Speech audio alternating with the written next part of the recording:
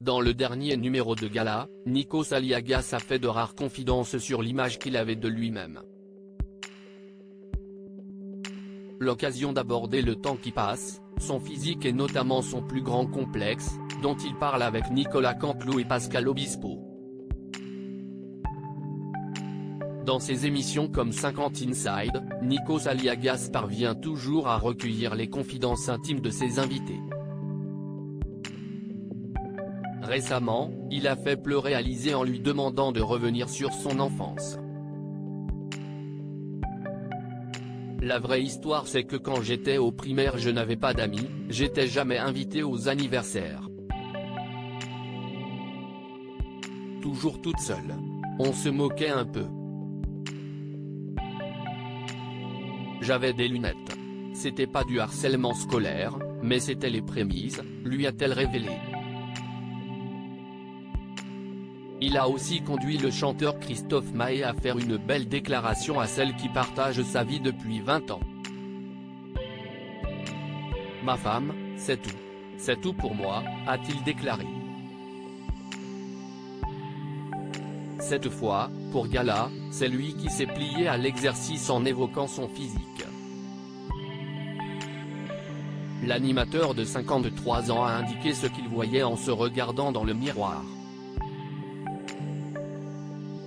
Avec le temps, je ressemble de plus en plus à mon père Andreas, je vois aussi le grand front de mon grand-père Spyro, a expliqué le compagnon de Tina Grigoriou, d'origine grecque comme lui.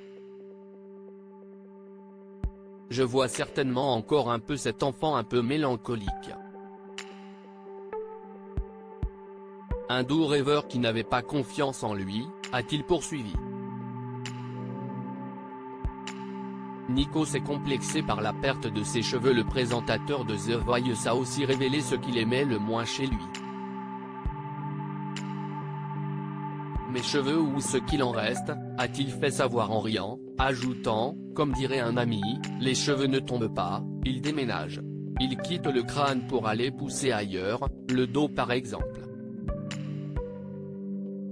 Nikos est tellement complexé qu'il parle parfois de calvitie avec des célébrités ayant déjà perdu tous leurs cheveux. J'ai de grandes discussions avec Pascal Obispo et Nicolas Canteloup qui me racontent quasiment la même chose, tant que tu n'as pas rasé ta tête, tu ne sais pas qui tu es. Malgré tout, l'animateur ne souhaite pas changer d'apparence. Je ne suis pas un grand adepte du bistouri.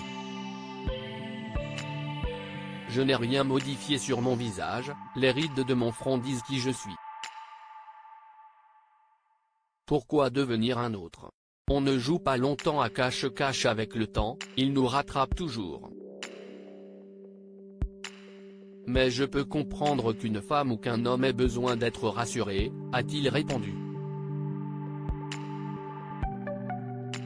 Longtemps mal dans sa peau, il a travaillé sur l'acceptation de soi.